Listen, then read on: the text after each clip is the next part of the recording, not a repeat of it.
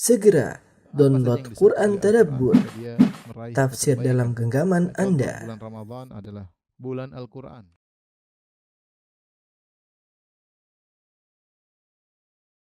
إن الحمد لله نحمده ونستعينه ونستغفره ونتوب إليه ونعوذ بالله من شرور أنفسنا وسيئات أعمالنا من يهده الله فلا مضل له ومن يضلل فلا هادي له وأشهد أن لا إله إلا الله وحده لا شريك له وأشهد أن محمدا عبده ورسوله لا نبي بعده يا أيها الذين آمنوا اتقوا الله حق تقاته ولا تموتن إلا وأنتم مسلمون فإن أصدق الحديث كتاب الله وخير الهدى هدى محمد صلى الله عليه وسلم وشر الأمور محدثاتها وكل محدثة بدعة وكل بدعة ضلالة وكل ضلالة في النار.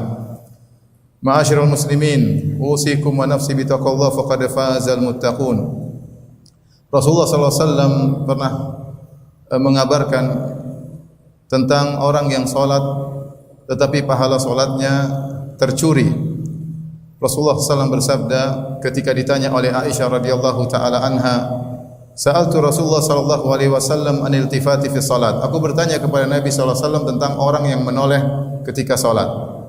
Kata Nabi sallallahu alaihi wasallam, "Huwa ikhtilasun yakhtalisuhu syaitan min salatil abdi." Itu adalah curian dengan cepat atau copet yang dilakukan oleh syaitan dari pahala salat seorang hamba. Nabi mengabarkan bahwasanya pahala salat seorang dicopet oleh syaitan dengan cepat. Ikhtilas itu mengambil dengan cepat. Kemudian Rasulullah SAW juga pernah mengabarkan bahwasanya pencurian tersebut terkadang terjadi dari diri sendiri, faktor internal. Kata Nabi SAW, "Aswa'un nasi sariqatan alladhi yasriqu salatahu." Orang yang paling buruk, pencuri yang paling buruk adalah yang mencuri salatnya. Qalu, "Kaifa yasriqu salatahu?" Para sahabat bertanya, "Ya Rasulullah, bagaimana dia mencuri salatnya?" Kata Nabi SAW, "La yutimmu ruku'aha wa la sujudaha." Dia salat namun dia tidak menyempurnakan rukuknya dan dia tidak menyempurnakan sujudnya. Yaitu dia salat dengan cepat, tidak tumaninah sehingga pahala salatnya tercuri. Para ulama menyebutkan demikian pula ibadah-ibadah yang lain ada pencurian. Di antaranya pencurian yang terjadi pada puasa seorang hamba. Seorang hamba ketika berpuasa maka hendaknya dia beradab. Bukan hanya sekedar menahan lapar, menahan dahaga, menahan syahwat. Tapi dia harus beradab ketika dalam ibadah puasanya. Nabi SAW bersabda, "Idza kana yaumu siyami ahadikum fala yarfuth wa la yaskhab wa la yajhal wa fi riwayah wa la yujadil." Jika salah seorang dari kalian sedang berpuasa, maka janganlah berkata-kata kotor, janganlah teriak-teriak, janganlah melakukan perbuatan-perbuatan orang jahil dalam riwayat, dan jangan berdebat, jangan berjidal. Wa in sabbahu ahadun aw qatalahu, kalau ada orang mencaci maki dia atau mengajaknya berantem, falyaqul inni mru'un shaim, katakanlah aku sedang berpuasa, yaitu dia jaga puasanya jangan sampai pahalanya tercuri dan dia tidak menggubris gangguan orang terhadap puasanya. Karenanya Jabir bin Abdullah radhiyallahu ta'ala anhu pernah berkata, "Idza sumta falyasum sam'uka wa basaruka wa lisanuk." Jika kau berpuasa, maka berpuasalah pula pandanganmu, pendengaranmu dan juga lisanmu. Kemudian beliau berkata juga, "Wala taj'al yauma siyamika wa yauma fitrika sawaan." Dan jangan kau jadikan hari puasamu seperti hari tidak berpuasa, sama saja. Inilah adab dalam berpuasa. Jika seorang ingin pahala puasanya sempurna, maka dia berusaha menghindarkan pahala puasanya tercuri atau dicuri, maka dia beradab dalam puasanya. Di antara hal-hal yang bisa menjadikan pahala puasa kita tercuri adalah seorang berpuasa namun menganggap puasa tersebut hanya sekedar rutinitas tahunan, tidak disertai dengan keimanan dan ihtisaban. Padahal kalau orang ingin pahalanya sempurna, hendaknya dia berpuasa dengan iman dan ihtisab. Nabi SAW bersabda, "Man shoma ramadhana imanan wa ihtisaban, ghufira lahu ma taqaddama min dzambih." Barang siapa yang berpuasa dengan penuh keimanan, itu yakin bahwasanya ini diwajibkan oleh Allah. Yakin bahwasanya Rabbul Alamin yang mewajibkan, pencipta kita yang mewajibkan puasa ini. Yakin bahwasanya Allah Subhanahu wa taala memberikan pahala bagi orang yang berpuasa dengan benar. Wahtisaban, dan berharap pahala. Ghufira lahu ma taqaddama min dzambi, maka akan diampuni dosa-dosa yang telah lalu. Apa makna ihtisab? Abu Sulaiman Al-Khattabi, salah seorang ulama besar di mazhab Syafi'i rahimahullah, berkata, makna ihtisab adalah ar-raghbah fi thawab tayyibatan nafs ghairu mustathqilin li siyamihi wala mustatilin li ayyamihi.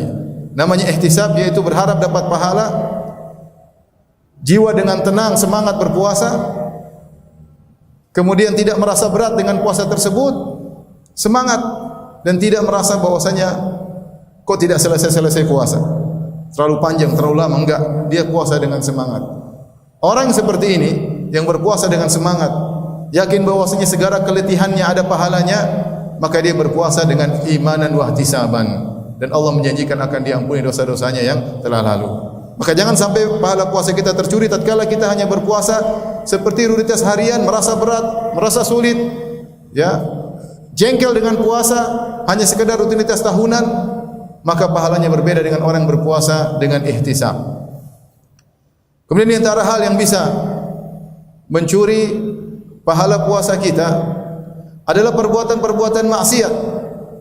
Rasulullah SAW mengingatkan dalam hadis qudsi, Allah berfirman, "Man lam yada' qaula zur wal jahla wal amala bihi, falaysa lillahi hajatun fi ayyada ta'amahu wa syarabahu."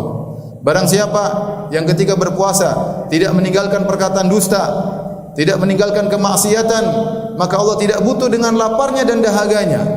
Dia puasa, namun pahalanya habis, tercuri. Dia dusta, lakukan kemaksiatan, dia tidak jaga pandangannya, dia tidak jaga pendengarannya. Dia melihat apa yang dia ingin lihat, dia dengar apa yang ingin dia dengar. Seakan-akan hari puasanya seperti hari-hari biasa.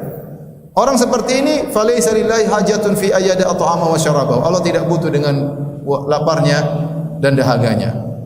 Makanya Rasulullah SAW bersabda, "Rubba sha'imin laisa lahu min siyamihi ilal ju' wal 'atash, wa rubba qa'imin laisa lahu min qiyamihi ila sahar."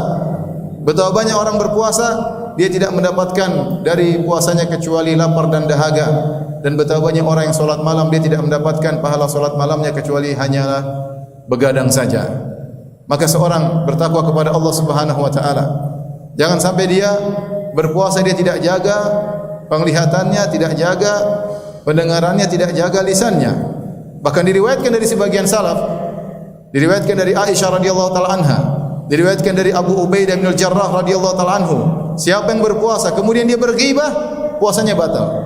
Puasanya batal. Bukan cuma pahalanya, puasanya batal dan dia harus mengqadha. Namun yang pendapat dipilih oleh mayoritas ulama, siapa yang berbuat ghibah ketika dia berpuasa, puasanya tetap sah, tapi pahalanya tidak ada. Pahalanya telah tercuri habis oleh perbuatan maksiat yang dia lakukan. Sebagaimana seorang yang kemudian dia berpuasa dan dia berdusta. Dia berdosa, menyebarkan berita hoax, dia bikin berita hoax. Dia sebarkan beritanya, dia dusta, maka puasanya sah, namun pahalanya tidak ada sama sekali.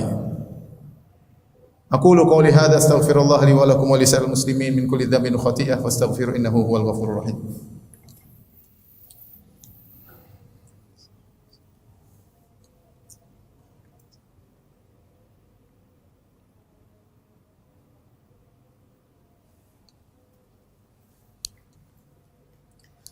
Alhamdulillahi ala ihsani wa syukru lahu ala taufiqihi wa amtinani wa asyhadu an la ilaha illallah wahdahu la syarika lahu ta'ziman li sya'nihi wa asyhadu anna Muhammadan abduhu wa rasuluhu da'ila ridwanihi. Allahumma salli alaihi wa ala alihi wa ashabihi wa ikhwanihi. Ma'asyiral muslimin rahimakumullah. Sungguh di antara pencuri yang paling berbahaya yang mencuri pahala puasa kita adalah internet dan medsos. Seorang waspada dengan gadget yang dia bawa kemana-mana. Sungguhnya jika orang tidak waspada, maka dia akan melihat banyak aurat yang terbuka. Padahal Allah Subhanahu wa taala telah berfirman, "Qul lil mu'minina yaghuddu min absarihim wa yahfadhu furujahum." Katakanlah kepada lelaki beriman, yang beriman, Allah serukan kepada orang yang beriman. Yaghuddu min absarihim, hendaknya mereka menundukkan pandangan mereka. Karena saking terbiasa di antara kita melihat aurat wanita terbuka, pembawa acara yang tidak memakai jilbab, iklan-iklan yang terlihat aurat wanita, sampai saking seringnya kita pun tidak istighfar ketika melakukannya. Kita Gambar-gambar, foto-foto, video-video lewat di hadapan mata kita tanpa lisan kita mengucapkan astaghfirullah sama sekali. Seakan-akan itu bukan dosa. Terlebih lagi di bulan Ramadan, kita tidak beristighfar. Pahala puasa kita dicuri dan dicuri. Belum lagi kita mendengar berita-berita ghibah, namimah, pertengkaran di medsos, menuduh satu dengan yang lainnya, mencaci maki satu dengan yang lainnya, dan kita asyik mendengarkannya. Kita menikmati tontonan tersebut. Itu adalah ghibah dan namimah. Dan para ulama mengatakan bahwasanya orang yang melakukan ghibah hukumnya sama dengan orang yang mendengarkan ghibah dan menikmatinya. Sama-sama mendapatkan dosa. Maka seorang waspada. Jangan sampai lapar dan dahaganya pergi begitu saja sia-sia tanpa ada manfaatnya. Sungguhnya ibadah puasa sangat besar. Saking besarnya sampai Nabi SAW mengatakan dalam hadits qudsi, Allah berkata, kullu amal ibni Adam lahu illa siyam. Sungguhnya amalan anak Adam adalah untuk dia kecuali puasa. Fa innahu li, puasa adalah untukku. Yadha'u ta'amahu wa syarabahu wa syahwatahu min ajli. Dia telah meninggalkan makanannya, minumannya dan syahwatnya karena aku. Kenapa Allah mengatakan fa innahu li, sungguhnya puasa adalah untukku, wa ana ajzi bih, dan aku akan beri balasannya. Al-Hafidz Ibnu Hajar rahimahullah menyebutkan 8 pendapat dalam Fathul Bari. Di antaranya 2 pendapat yang menarik. Beliau berkata, karena pahala puasa sangat besar, tanpa batas. Sebagaimana Allah berfirman, innama yuwaffas sabiruna ajrahum bighairi hisab. Sungguhnya orang-orang yang sabar pahalanya dipenuhi tanpa ada batasan. Dan orang yang berpuasa terkumpul padanya 3 kesabaran. Sabar itu ada 3. Sabar menjalankan ketaatan, sabar meninggalkan kemaksiatan, dan sabar menjalani penderitaan. Dan dalam puasa, orang berpuasa menjalani 3 kesabaran ini. Dia sabar dalam jalan ketaatan. Di tengah-tengah puasanya tetap salat 5 waktu. Di tengah-tengah puasanya tetap baca Quran. Di tengah-tengah puasanya tetap berbakti kepada orang tua, menjalankan banyak ketaatan dalam kondisi mungkin tubuhnya lemah. Dan dia bersabar meninggalkan kemaksiatan. Dia bisa melihat apa saja yang dia lihat. Dia bisa mendengar apa yang dia bisa dengar. Banyak kelezatan, banyak kenikmatan melalui penglihatan dan pendengaran, tapi dia tinggalkan, dia tidak mau. Kemudian dia juga sabar atas penderitaan. Lapar dan dahaga adalah bentuk penderitaan, dan dia sabar akan hal tersebut. Maka orang berpuasa pahalanya tanpa batas. Makanya Allah mengkhususkan pahala untuknya. Di antara tafsiran juga, kenapa Allah mengkhususkan pahala untuk puasa? Karena puasa adalah ibadah yang paling ikhlas, terutama puasa sunnah. Kalau ibadah-ibadah yang lain, orang bisa lihat, seorang salat ada gerakannya, seorang sedekah ada gerakannya, seorang haji atau umrah akan terlihat dia memakai kain ihram. Tapi orang berpuasa, orang tidak tahu kecuali dia ceritakan.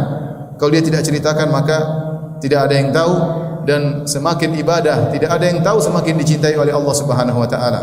Maka puasa sangat dicintai oleh Allah Subhanahu wa taala. Karenanya ma'asyiral muslimin, waspada, jangan sampai pahala puasa kita tercuri. Hati-hati menggunakan medsos. Mulai latih diri kita sejak sekarang.